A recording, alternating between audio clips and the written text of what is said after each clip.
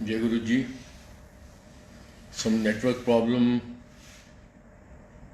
और सोनिया आंटी आपके यहाँ से कोई problem. Anyway, let me continue my सत्संग. एक आंटी जिन्होंने 2-3 दिन पहले अपना सत्संग शेयर किया, जिनको गुरुजी थानेदार आंटी बुलाते थे, उस आंटी ने यही बताया कि मुझे याद नहीं है सत्संग, क्योंकि मैं उस दिन प्रॉपर नहीं सुन पाया था. कोई ना कोई डिस्टर्बेंस थी कि मैं अपने कपड़े चेंज कर रही थी, तो गुरुजी ने सब कुछ बता दिया था. ऐसे ही एक सत्संग किसी संगत ने मेरे संग शेयर किया था. ये है गुरु की ओमनी प्रेजेंटनेस, गुरु की ओमनीपोटेंटनेस. गुरु जी जहाँ रहते थे, मैं जगह का नाम नहीं ले रहा हूँ, जानबूझ के नहीं ले रहा हूँ, उसके संग वाले घर में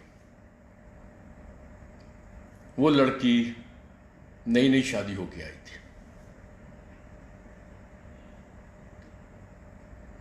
शादी हुई, लेकिन परिवार में पति से, सास से थोड़ा मनमुटाव था. गुरुजी वहाँ रहते थे बगल में. गुरुजी की ये जहाँ रह रहे थे, उस घर की दीवार और जिसने मुझे सत्संग सुनाया आंटी ने, उनके घर की दीवार एक ही थी. प्लस गुरुजी का जो बेडरूम था, उसकी दीवार और उसके वॉशरूम की दीवार एक ही दीवार थी. तो वो लड़की नई नई शादी होके आई, घर में नहीं पट रही होगी, तो बाथरूम में रह के, जिस समय वो बाथरूम में जब जाती थी, उस समय वो वहाँ रोती रहती थी. उसने गुरुजी के पास आना शुरू किया. तो गुरुजी ने एक दिन अपने पास बुलाया, कहंदा क्यों कुड़िए, और तू वाशरूम के अंदर इतनी जोर जोर नाल क्यों रोंदी रहती है. अब वो बेचारी लड़की घबरा गई. उसने कहा इनको कैसे पता कि मैं वॉशरूम में रोती रहती हूँ. उसने अपने घर में जाके देखा, कहीं दीवार में कोई छेद वेद तो नहीं किया हुआ गुरुजी ने, जो मुझे झांक झांक के ही peeping in my bathroom. Of course there was none. उस समय नहीं समझ में आया कि ये बैठे कौन हैं. ऐसे एक अंकल ने किसी आईएएस आंटी का सत्संग सुनाया था कि अंकल गुरुजी के पास आए. आंटी कहीं मार्केटिंग करने गई, शॉपिंग करने गई थी. जब शॉपिंग करके वो घर में आई, तो इधर से गुरुजी ने उन अंकल को बुलाया. अंकल से कहा, मैं कहला नहीं रहा.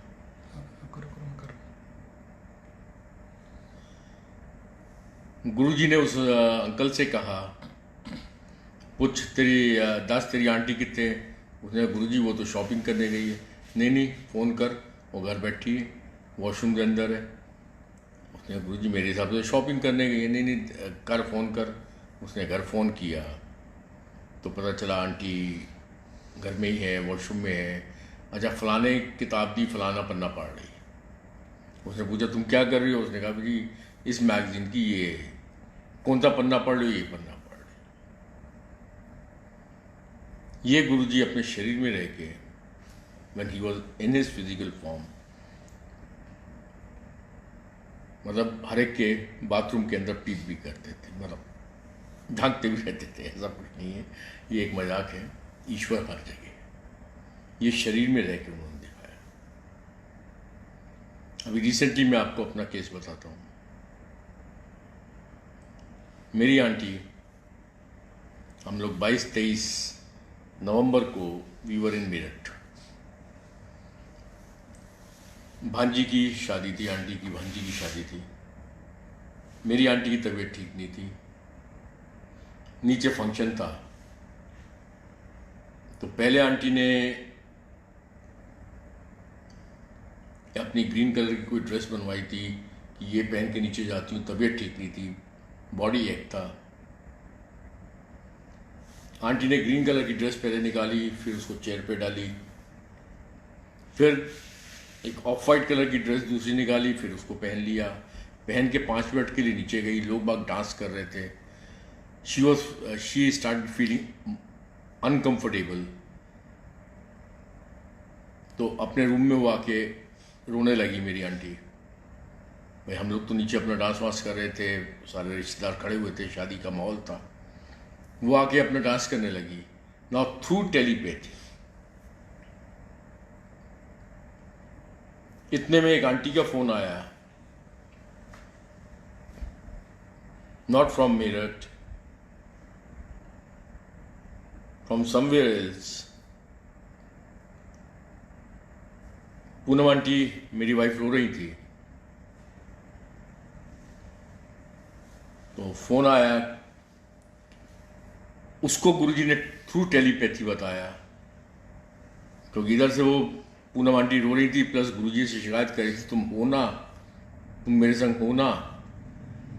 ये हम लोगों की जनरल हर एक की कंप्लेंट रहती है, भाई आप हमारे संग हो ना, तकलीफ में हम हैं, आप हमारे संग हो ना।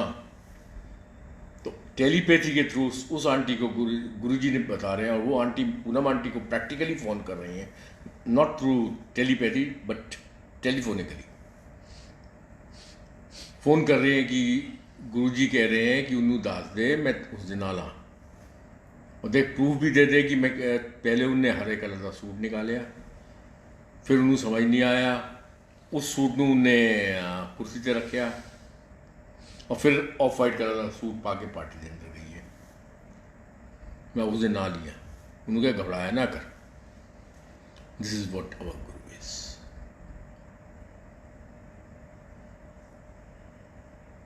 ये इकलौता केस नहीं है, ऐसे डेली केसेस होते हैं। इससे ज्यादा ईश्वर आपको क्या प्रेजेंस दिखाएगा, या आपको इससे ज्यादा प्रेजेंस देखने की जरूरत कहाँ है। बहुत संगत को दिखाते होंगे इस टाइप की चीज़। यही एक डिफरेंस है, यही एक मेजर डिफरेंस है एक महाशिव में, जिसके पास संपूर्ण शक्तियां हैं, जो अपने भक्तों के लिए कुछ भी करता है।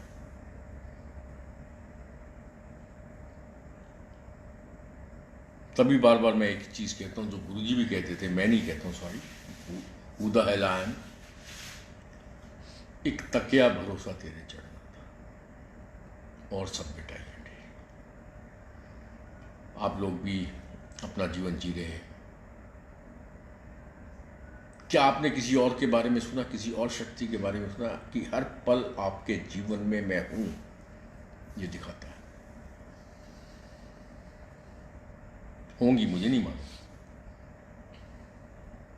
मुझे नहीं दिखाया, किसी और को दिखाया, मुझे नहीं पता।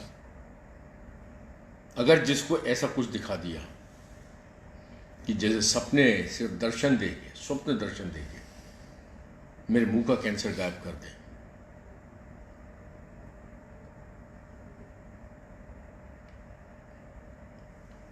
साक्षात मेरे नौकर को दर्शन दे दे। अब इसी में मैं छोटे छोटे कुछ सत्संग कर रहा हूं कि 20 मई 2006 की बात है। I was in Dehradun. 15 साल से मेरे अंगूठे का जो नाखून है वो मेरे मास्क के अंदर घुसा हुआ था, 5-10 साल से घुसा हुआ था, और बहुत पेन करता था पिछले 3-4 साल से। मतलब 2006 का मतलब 2004-5 से बहुत पेन कर रहा था। बट गुरुजी की ब्लेसिंग्स है मेरे ऊपर कि वो मुझे डॉक्टर्स को अवॉइड करवाते हैं। मुझे भी डॉक्टर्स के पास जाना बहुत अच्छा नहीं लगता।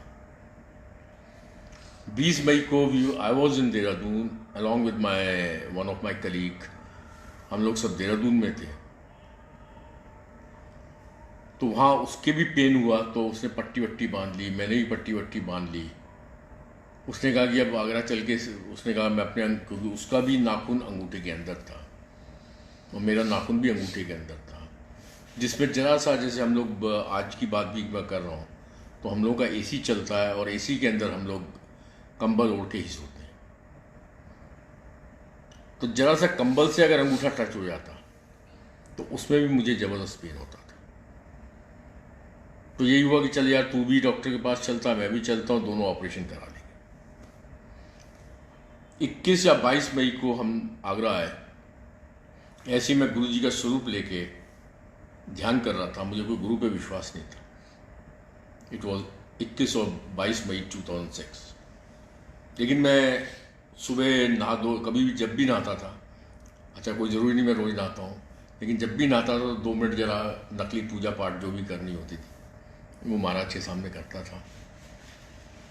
आज भी शायद पूजा पाठ तो मैं गुरु को पता है कि मैं नकली ही करता हूँ, तो पूजा पाठ पे मुझसे नहीं बैठा जाता, क्योंकि मैं इबादत का मतलब जो मेरे गुरु ने मुझे सिखाया कि मैं सत्संग कर रहा हूँ ये भी इबादत है, सत्संग सुन रहा हूँ ये भी इबादत है, अपने कर्म कर रहा हूँ वो भी इबादत है, किसी का भला कर रहा हूँ वो भी इबादत है, किसी के लिए पॉजिटिव सोच रहा हूँ वो भी इबादत है।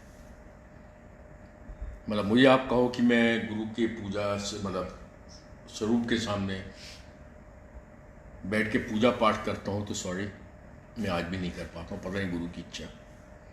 लेकिन रात को सोने से पहले कई बार आधा आधा एक घंटा उनके चेहरे को निहारना, उनसे चेहरे से बात करनी, वो भी इबादत है। तो दैट डे नहा धो के आया, गुरु जी का छोटा सा पॉकेट स्वरूप हाथ में पकड़ा, वो पॉकेट स्वरूप मेरे हाथ से गिरा और मेरे अंगूठे के ऊपर जाके गिर गया। जैसे अंगूठे के ऊपर गिरा स्लिप हो गया, ये सब गुरु कर रहे हैं, स्लिप हो गया, अंगूठे पे गिरा, मैंने एकदम ज़मीन से उठाया, लगाया। दोपहर को मैं सोच रहा था डॉक्टर से ऑपरेशन कराऊं, बस वहाँ से उठाया, ऐसे करके पॉकेट में डाला और 5 मिनट के बाद देख रहा हूँ मेरा पेन गायब है। इट वॉज 22 मई और 21 मई 2006। आज हम 2020 में बैठे हैं, आज अगेन 21 मई या 22 मई या 24 मई जो भी है वो डेट पे हम लोग बैठे हैं। इस वजह से मुझे सत्संग याद आ गया। 14 साल हो गए, अंगूठे के ऊपर मैं चाहे आप बैठ जाऊं, फुटबॉल खेल लूं, कुछ भी कर लूं, there is no pen.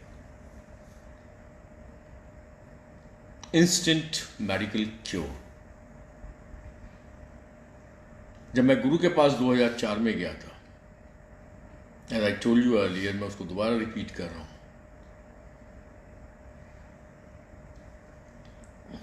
Total नास्तिक आदमी जो कभी किसी मंदिर में भी नहीं गया, आज भी नहीं जाता। एज आई टोल्ड यू, मैं कोई पूजा पाठ करता नहीं हूँ, लेकिन माथा जब भी टिकता है गुरु के बड़े मंदिर में टिकता है, गुरु के सत्संग में टिकता है, गुरु के किसी दरबार में टिकता है। मैं और कहीं हाथ नहीं जोड़ता हूँ, मेरे गुरु ने मुझे सिखाया है। मैं किसी भी जगह को ये नहीं कि मेरे अंदर को उसके प्रति some bad feelings. No, I don't have any bad feelings for any place. Every place is the place of the God. The only thing is कि एक ही पावर जिसने मुझे सब कुछ दिखाया,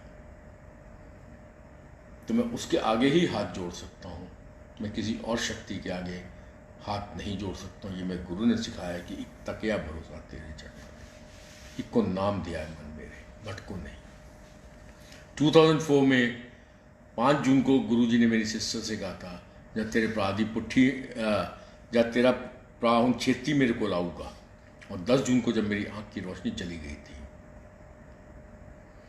तो इस चीज़ को मैं क्या मानूं, whether it was a coincidence, accident, और गुरु न्यू ईच एंड एवरीथिंग। एक चीज़, उससे पहले मैंने गुरुजी के सत्संग काफ़ी सुने हुए थे, लेकिन मैं इस कान से सुनता था या तो इसी कान से निकालता था या दूसरे कान से निकाल के ख़त्म कर देता था। लेकिन जब डॉक्टर्स ने मना कर दिया कि ये आँख श्रिंक करेगी, श्रिंक करके यहाँ गड्ढा पड़ जाएगा, टोटली बंद हो जाएगी, उस समय तक गुरु का चेहरा, गुरु का स्वरूप, गुरु के सत्संग, ये सब जहन में आने लगे थे। 2 चीज़ें नहीं समझ में आ रही थी कि गुरु ने 5 जून 2004 को जब बोला था, वो कोइंसिडेंस था, वो एक्सीडेंट था, और या गुरु को पता था। दूसरी चीज़ एक और बिल्कुल समझ में नहीं आती थी कि इतने बड़े बड़े लोग, the doctors, the engineers, the people from intellectual class, the top-notch business people, the politicians, गुरु के बारे में जो सत्संग सुना रहे हैं, गुरु की जो महिमा का बखान कर रहे हैं, क्या वो गुरु के एजेंट हैं? Number one. अगर वो एजेंट हैं तो वो इतना बड़ा झूठ क्यों बोलेगा? उनसे गुरु को फायदा क्या? भाई गुरु ना कुछ लेता है ना गुरु देता है, ना गुरु को नाम चाहिए ना गुरु को दाम चाहिए, ना गुरु कहीं मीडिया में है ना गुरु को पब्लिसिटी चाहिए। गुरु जी अपने शरीर में थे, ना मीडिया में थे, ना पब्लिसिटी चाहिए। मीडिया के लोग बैठे होते थे लेकिन गुरु जी कहीं स्वरूप किसी ने नहीं देखा। तो अगर वो गुरु के एजेंट हैं तो गुरु उनको क्या देता? भाई अरबपति आदमी को गुरु अपना एजेंट बनाने के लिए मान लो 5-10 करोड़ दे भी देगा, गुरु को क्या मिलना उसमें? भाई एक चीज ये समझ में नहीं आती थी, इतने बड़े लोग, doctors, engineers, intellectual class, politicians, businessman, ये झूठ क्यों बोलेंगे? ये एक दो कारण थे। ये आप भी सोचो, लॉजिकली सोचो, कई लोगों को गुरु पे विश्वास नहीं होता। आज मैं आपके संग सत्संग शेयर कर रहा हूँ, मेरी बहन मेरे संग अपना सत्संग शेयर करती थी। क्या पर्पज है मैं आपसे झूठ बोलूँगा? कि आप मुझे कुछ दे रहे हैं क्या? कोई किसी को कुछ नहीं दे रहा।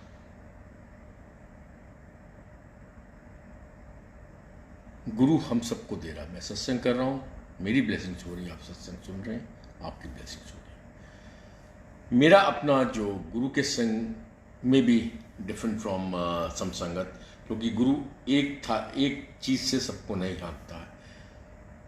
आज जैसे डोगरा अंकल का मैंने सत्संग सुना, ये छोटी छोटी बातें हैं मैं जो आपके संग क्लैरिफाई करना चाहता हूँ। उनका पहले भी मैंने सत्संग सुना हुआ है। उसमें गुरुजी ने उनसे कहा था कि मेरे जितने भी स्वरूप है तू बा दे। स्वरूपा नाल क्यों होता? गुरु के अंदर बैठे। ये एक अंकल के संग का सत्संग है। उनको क्या बोला कि मेरे स्वरूप को भी देखने की जरूरत नहीं। और जैसे कई संगत का मैं सत्संग सुनता हूँ, जैसे आज मैंने उषा आंटी का सत्संग सुना, जो कि सिंगापुर में पहले थी। उनके सत्संग आप लोग भी सुन रहे होंगे। उसमें बहुत क्लियर है कि उसमें गुरुजी के अंदर मेरा स्वरूप भी गल करेगा। Why this contradiction? एक को गुरुजी समझा रहे हैं कि मेरा स्वरूप भी बात करेगा, दूसरे को गुरुजी बता रहे हैं कि स्वरूप दी की लोड़ है, मैं दिल च बैठा। मुझे गुरुजी ने, अब मैं अपने, ये तो हो गया एक संगत, बहुत बड़ी संगत जिसको अलग अलग मैसेजेस मिलेंगे। Let me conclude. मुझे गुरुजी ने अपना स्वरूप बांटने को मना किया 21 अक्टूबर 2006 को। I am not suppose to distribute Guruji स्वरूप। I am not, strictly not. और मेरी वाइफ ने कम से कम, मैं नहीं समझता हूँ, 20, 25, 30 हज़ार स्वरूप अपने हाथों से संगत को दिया। ये एक फैमिली में ही डिफरेंस है।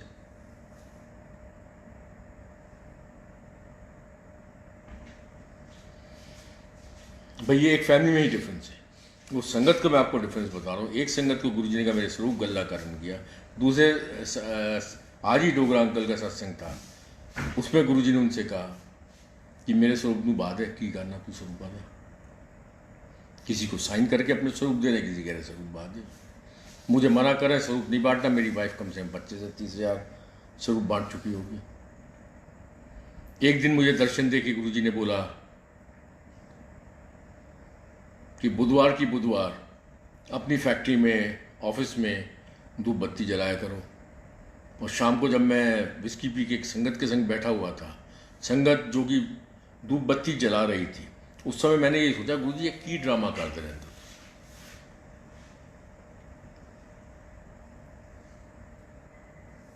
और जो संगत धूप बत्ती जला रही थी उसने मुझे अपना बताया कि रात को गुरुजी ने दर्शन देके मैं गुरुजी की स्वरूप के आगे धूप बत्ती जलाता, गुरुजी ने दर्शन दिया कि भाई धूप बत्ती जलानी बंद कर दे। So there is no hard and fast rule over. जो गुरु अगर आपको डायरेक्ट इंस्ट्रक्शंस दे, आप उसको फॉलो करो। किसी आंटी को गुरुजी ने कह दिया जी मंगलवार दे मंगलवार तू वो की कहते कुछ भी राजमा बना ले या ये बना ले, ये उसके लिए, आपके लिए नहीं है।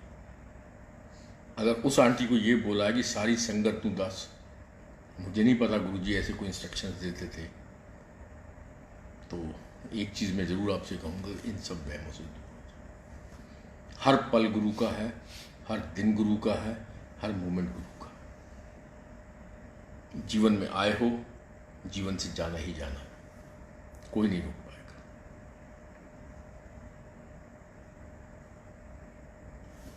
गुरु की बातों को मानो। जो उन्होंने मिनिमम 2-3 बातें की हैं, बहुत लंबी बातें नहीं की हैं, वो इस वजह से शायद नहीं की हैं जो मैंने आज आपको बताया, कि इतनी सारी अगर वो रिचुअल्स आपको बता दें जो कि आपके लिए हैं ही नहीं, जो एक पंडित बता देगा, कोई तांत्रिक बताएगा, गुरु नहीं बताएगा। गुरु ने तो सिंपल 2-3 बातें की है। जहां आपको फिक्स रहना है, शब्द कीर्तन सुनो, लंगर प्रसाद खाओ, गुरु के प्रसाद को प्रॉपर लेके चलो, घर के खाने को प्रसाद लेके चलो। कर सकते हो किसी का अच्छा करो, अच्छा नहीं कर सकते बुरा मत करो, कोशिश करो, बाकी कोई मतलब नहीं। कि आज माँ की दाल करनी है तो आज चावल होने हैं, आज फलाना होना, आज जो आपकी इच्छा है उस हिसाब से करो। किसी भी वे में मत पड़ो कि किसी को गुरुजी ने ऐसा, वो हो सकता है उसको बोला, क्योंकि बहुत सारी चीज़ें मुझे बोली है जो मैं आपको नहीं बोल रहा। अपने शरीर में रह के गुरुजी ने मुझसे बहुत सारी चीज़ें बोली। जैसे मैं एक छोटा सा एग्जाम्पल देता हूँ। गुरुजी ने मुझसे लोटा ब्लेस कराया, लोटा मंगवाया, मैं लोटा ले गया, उन्होंने ब्लेस किया। अब वही उषा आंटी के लोटे की मैं बात कर रहा हूँ। उषा आंटी का सत्संग था, किसका सत्संग था, जिसमें गुरुजी ने कहा लोटा चमकता हुआ नहीं है, चमकता हुआ लोटा फलानी दुकान से लेके आओ। मेरा लोटा काला लोटा, शायद मैं काला इंसान हूँ, इस वजह से आज कपड़े भी काले पहने हुए। वो भी गुरु ने ब्लेस किया, मुझे तो नहीं कहा कि लोटा चमकता हुआ चाहिए। अब उस लोटे को जब गुरुजी ने ब्लेस किया, जनरली गुरुजी का इंस्ट्रक्शन जनरली ये होता है कि लोटे को आपने राख से साफ करना है या नींबू से साफ करना है। ये गुरुजी के जनरली इंस्ट्रक्शंस होता था। अच्छा, लोटा में जनरल इंस्ट्रक्शन गुरुजी का ये राख या नींबू से। मुझे जब लोटा ब्लेस करके गुरुजी ने दिया तो मुझे सिर्फ राख से साफ करने को बोला, नींबू भी नहीं लाना। गुरु नोस। दूसरी बात इसमें मैं बहुत क्लियर कर दूं, जब हम कुछ करेंगे और हम क्योर हो जाएंगे या क्योर हो रहे होंगे या हमारे इंप्रूवमेंट होगा, तो हमें लगेगा गुरु हम कुछ कर रहे हैं, गुरुजी ब्लेस कर रहे हैं, क्योंकि हमारे कर्म है ना, कर्मों को काट रहे हैं गुरुजी। मान लो गुरुजी कुछ कर ही ना, ऐसे बैठ जाएं, वैसे ही ब्लेस कर दें, हमें वैसे ही ठीक कर दें, तो हमें कैसे एहसास होगा गुरु ने हमें ठीक किया? हमें एहसास कैसे होगा गुरु ने हमें ठीक किया? हम यही कहेंगे ना, गुरुजी ने लोटा ब्लेस किया, हम लोटे से पानी पीते थे, श्रद्धा के संग पीते थे, विद ड्यूटी पीते थे, उसके संग नहाते थे। मुझे नहाने को भी नहीं बोला।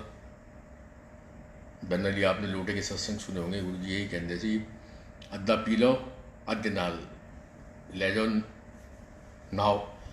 गुरुजी को पता था ये सारा बहुत उल्लू का पट्टा, रेगुलर नहाता ही नहीं है, तो मुझे नहाने को भी नहीं बोला।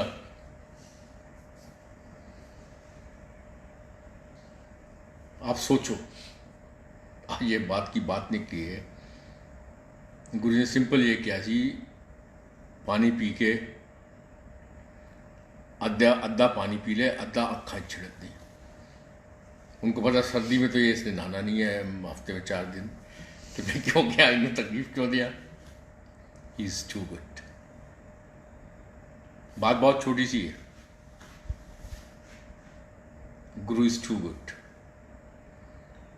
हम लोग सोच भी नहीं सकते वो कितने बड़े हैं, हम ये सोच भी नहीं सकते वो कितने बड़े हैं। मैं जो शख्स गर्मी में भी 1-2 दिन बंक करने की कोशिश करता हूँ, नहाना धोना, तो सर्दी में तो 4 दिन करेगा ही करेगा। तो गुरुजी ने जब लोटा ब्लेस करके मुझे दिया, जनरली हर एक आप संगत जिसको लोटा ब्लेस करके दिया होगा गुरुजी ने यही कहा होगा कि अद्धा पी लें, अद्धे नाल नहाएं। मुझे ये भी नहीं बोला।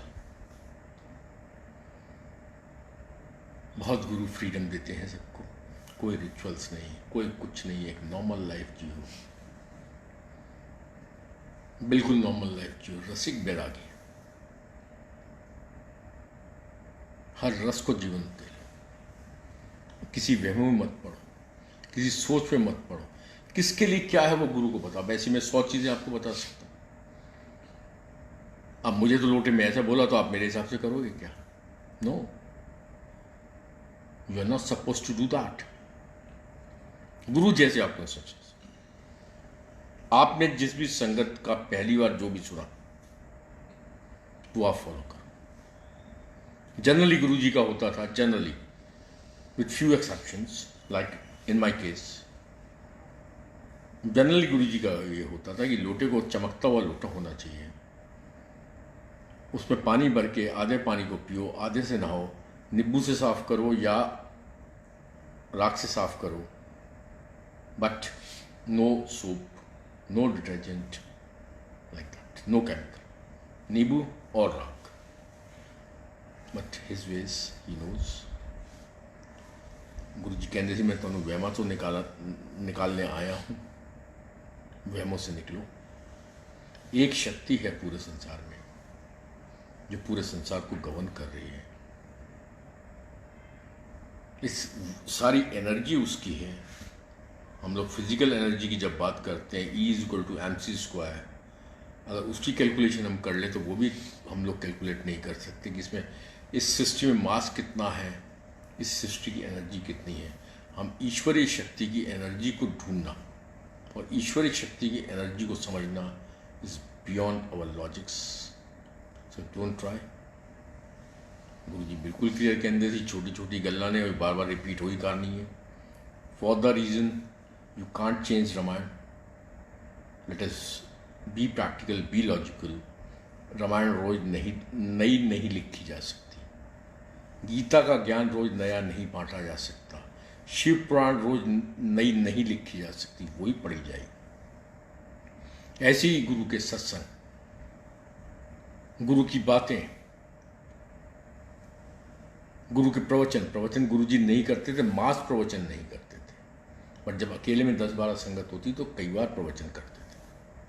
प्रवचन इन दैट सेंस की क्वेश्चन आंसर सेशन, प्रवचन इन दैट सेंस की उन्होंने किसी को समझाना है, those golden words spoken with very few संगत, लाइक डोगरा अंकल, लाइक रघुवीर uncle, there so many, doctor Bajaj uncle. एक एक शब्द, एक एक वाणी, एक एक शब्द गोल्डन शब्द है और बहुत limited. In nutshell, normal, enjoy your life. गुरु जी 7:30 बजे बुलाते ही इसी वजह से थे कि आप अपना काम धाम करके गुरु के पास जाओ। कोई रिचुअल्स नहीं है, कोई पूजा नहीं है, कोई पाठ नहीं है। उठक बैठक सोवत जागत ए मन तुझे चितारे।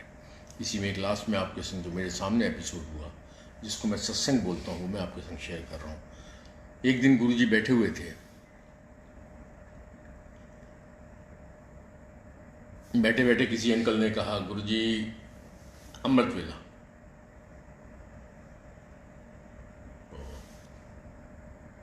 गुरु जी ने कईयों को कहा है कि अमृत वेला में उठ के पूजा पाठ कर, लेकिन अब जो मेरे सामने हुआ मैं आपके सामने बोल रहा हूँ। ऐसी किसी अंकल ने कहा गुरु जी अमृत वेला, जबकि गुरु जी ने कईयों को बोला है कि अमृत वेले में उठ और उठ के पाठ कितना कर। अब मेरे सामने जो हुआ वो इसका बिल्कुल रिवर्स हुआ। मैं वही बार बार रिपीट कर रहा हूँ, किसी वहम में मत पड़ो। जैसे गुरु का इंस्ट्रक्शन, जो आपकी लाइफ स्टाइल है, जो आपकी लाइफ के अंदर, हर एक की स्टाइल अलग अलग है, उस हिसाब से आप लाइफ जिएंगे। बट एक ही चीज़ ध्यान रखें, अब जो मैं ये सत्संग कर रहा हूँ उसके हिसाब से कोशिश करें, बाकी मुझे नहीं मालूम।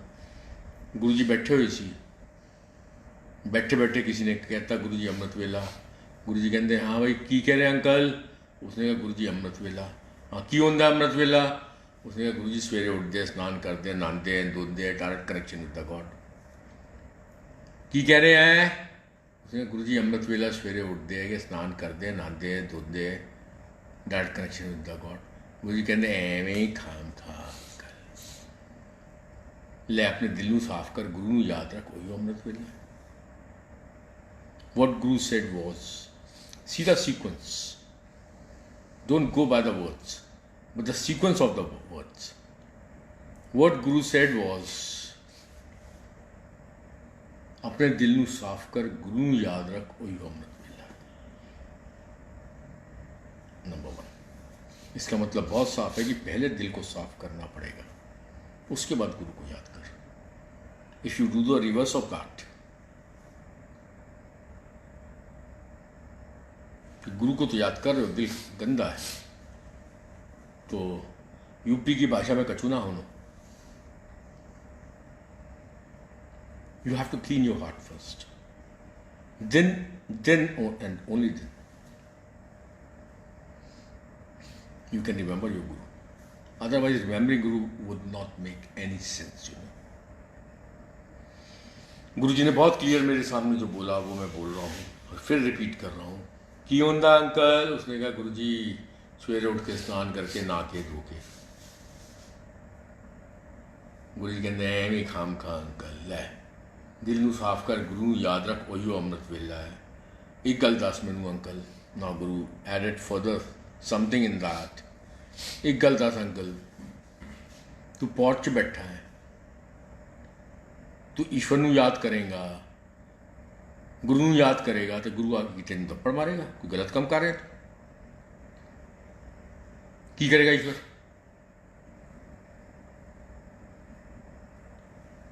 उसके बाद गुरु जी चुप हो गए। Now you have to understand very simple thing. Guru ji ने मना नहीं किया कि अगर आपकी लाइफ स्टाइल,